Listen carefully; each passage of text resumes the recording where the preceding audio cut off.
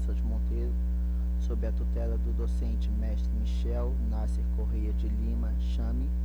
para apresentar o projeto sobre a avaliação da qualidade de água de consumo humano de moradores em comunidades rurais do município de Quari, Amazonas. Bom, nós viemos falar sobre a importância da água e sobre a sua essencialidade na vida, ou como tudo surge a partir da água, e quais os tipos de água que são consumidas pela população, a sua importância e os seus métodos de tratamento e o que pode acarretar uma água maltratada. Nós viemos falar também sobre a água subterrânea, que é o foco da nossa pesquisa, que é captada em aquíferos artesianos ou naturais, sendo de várias fontes, sendo de nascentes ou poços mais profundos, o que pode haver uma que dificilmente pela permeabilidade do solo dificulta um pouco a contaminação externa, mas dependendo da sua estrutura pode haver vários tipos de contaminação.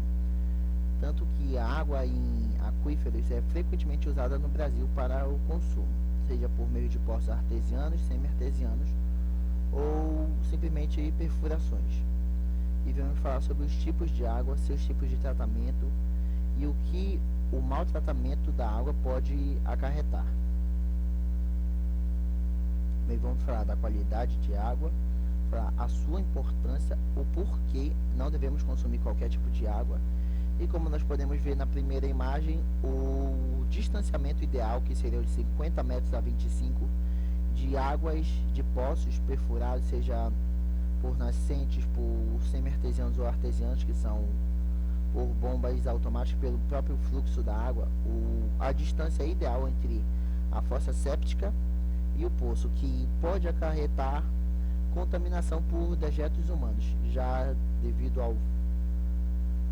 índice de permeabilidade do solo, e tudo isso, todo este material pode acabar se transferindo para a água, fazendo com que possa haver micro-organismos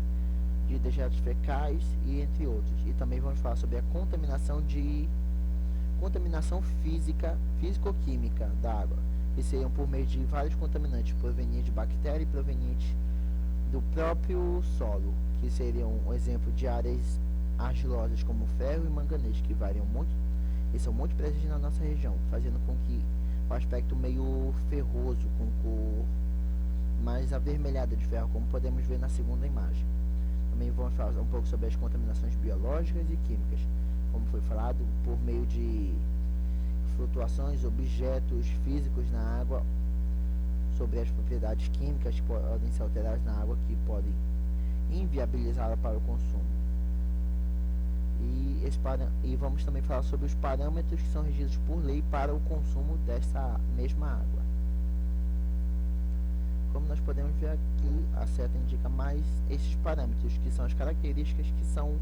que foram analisadas nesse projeto, que são as características físico-químicas e biológicas, que são as características mais visíveis e que podem ser alteradas com o devido tratamento. Os objetivos gerais da nossa pesquisa são avaliar a qualidade de água e consumo humano dos moradores da comunidade Itapéu e Salbinha, no município de Quari, Amazonas, que são as comunidades-chave e foco da nossa pesquisa. Os objetivos específicos são avaliar os parâmetros físico-químicos da qualidade da água, como a condutividade elétrica, pH, turbidez e cor aparente. Turbidez e cor aparente são muito relacionados, porque às vezes a água pode ser um pouco turva, mas ainda está no nível aceitável. A alcalinidade, os maiores problemas que nós vemos nisso são o nitrito e o ferro. Nitrito e nitrato por ação bactericida e o ferro por altas concentrações de ferro indicarem uma água muito contaminada, o que pode ser prejudicial, causando problemas à saúde. E tudo isso vai ser comparado com a portaria vigente, e também vamos trabalhar com os indicadores microbiológicos presentes, tais como os escolhidos foram para essa análise coliformes totais, E. coli, víbrios, pseudomonas, salmonelas, o que pode haver devido à contaminação biológica, e a enterococcus. E. coli, por sua principal, porque E. coli é visto como um índice biológico para todos os outros. se uma água ou um alimento possui E. coli, é provável que possua todos os outros tipos de contaminação. Sobre o local da coleta, muitos parâmetros como os físico-químicos foram testados na água, diretamente com 2 litros de água diretamente da fonte, como podemos ver, e no poço de um dos locais visitados. Depois disso foi armazenado numa caixa térmica a 6 graus sem congelar e depois foi transferida as amostras devidamente encaminhadas para o Laboratório de Microbiologia do Instituto de Saúde e Biotecnologia ISB. As amostras foram analisadas no mesmo dia, pois muitos parâmetros precisavam ser realizados ou no local ou em 24 horas, o que facilitou com que o procedimento fosse realizado. Bom, os equipamentos utilizados foram multiparâmetros para analisar pH, alcalinidade, turbidez, o espectrofotômetro para analisar parâmetros físico-químicos como ferro,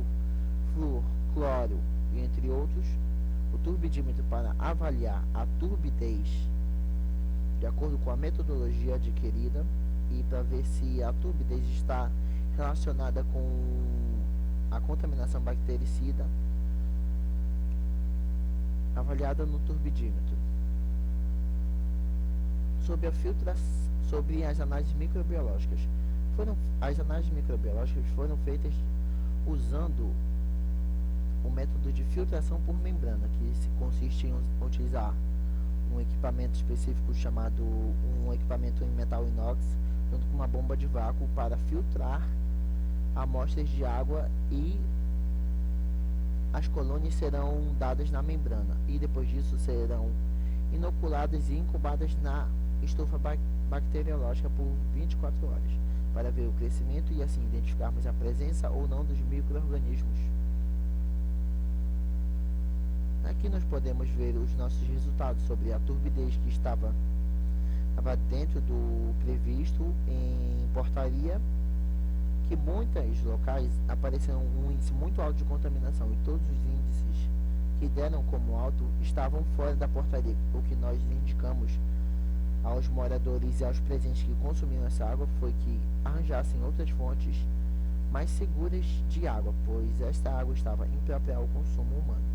Também foi notada a presença geral de E. coli e coliformes totais em ambas as águas,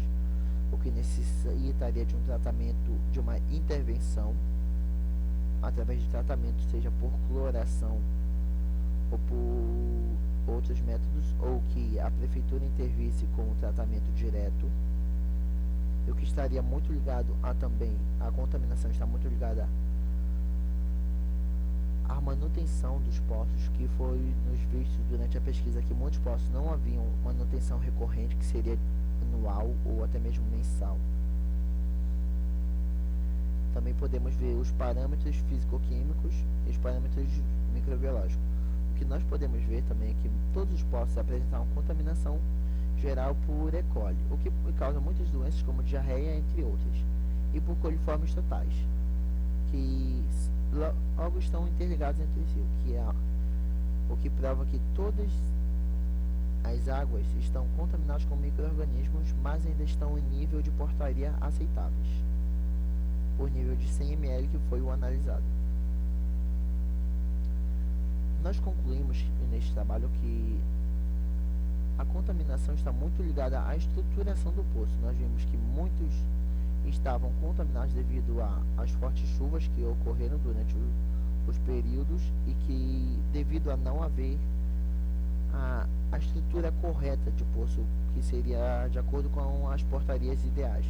que seria um poço totalmente lacrado, sem haver